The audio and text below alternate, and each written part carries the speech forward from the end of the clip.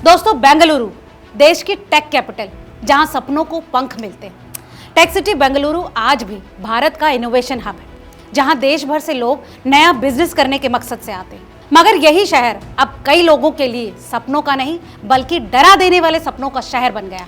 किराए और एडवांस की यहाँ ऐसी मांगे की जा रही है मानो कोई शख्स स्टार्टअप नहीं बल्कि सोने का शोरूम खोलने जा रहा।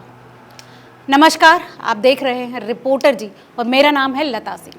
दोस्तों, बेंगलुरु में रहना दिन ब दिन अब मुश्किल होता जा रहा है। न सिर्फ यहाँ घरों का किराया आसमान छू रहा है, बल्कि अब ऑफिस स्पेस के लिए भी मकान मालिक खुली लूट मचा रहे हैं। इसका ताज़ा मामला हाल में सामने आया है। दरअसल फिनटेक स्टार्टअप डाइम की फाउंडर चंद्रलेखा एमआर ने लिंक्डइन पर अपने एक पोस्ट में ये पूरी बात शेयर की है। एक मकान मालिक ने उनसे 50,000 रुपए प्रति महीने वाले ऑफिस के लिए 10 महीने का एडवांस मांगा, यानी कि 5 लाख रुपए।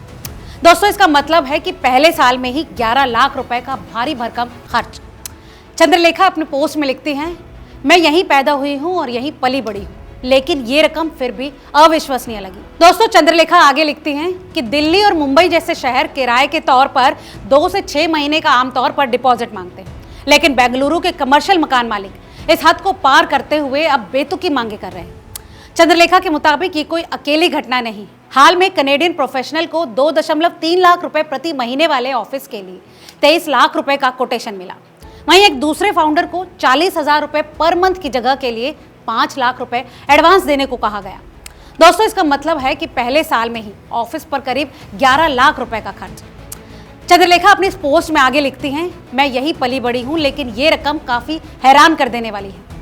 दिल्ली और मुंबई जैसे शहरों में 2 से 6 महीने तक का डिपॉजिट आम बात है। वहीं बेंगलुरु के मकान मालिक अब 10 से 12 महीने तक का एडवांस मांग रहे हैं। वो लिखती हैं कि समस्या सिर्फ एडवांस की नहीं, जब किराएदार ऑफिस खाली करते हैं तो दीवारों के छोटे छोटे दाग या फिर खरोंचों के बहाने मकान मालिक अक्सर भारी रकम काट लेते हैं। दोस्तों, इस विषय में अगर कानून की बात करें तो कानून साफ कहता है कि मॉडल टेनेंसी एक्ट के मुताबिक रेजिडेंशियल प्रॉपर्टी के लिए अधिकतम 2 महीने का डिपॉजिट और कमर्शियल के लिए 6 महीने से ज्यादा नहीं। लेकिन बेंगलुरु में इस कानून की खुलेआम धज्जियां उड़ रही हैं। मगर मकान मालिकों का यहाँ कुछ और ही तर्क है।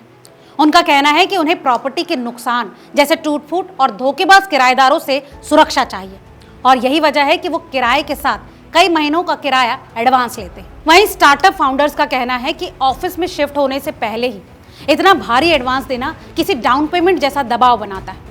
छोटे बिजनेस की शुरुआत में ही इतनी रकम दे पाना वाकई किसी बुरे सपने से कम नहीं। दोस्तों, महंगे किराए के चलते अब कई लोग बेंगलुरु छोड़कर मैसूर जैसे नजदीकी शहरों की तरफ रुख कर रहे हैं। दोस्तों, अगर मकान मालिकों की ये मनमानी यही नहीं रुकी तो वो दिन दूर नहीं है जब भारत का ये innovation hub real estate mafia के नाम से जाना जाएगा। इस विषय में आपकी क्या राय है, हमें कमेंट करके जरूर बताएं। और हाँ, अगर अभी तक आपने चैनल को सब्सक्राइब नहीं किया है तो ऐसी तमाम और खबरों के लिए रिपोर्टर जी चैनल को तुरंत फॉलो और सब्सक्राइब कर लें।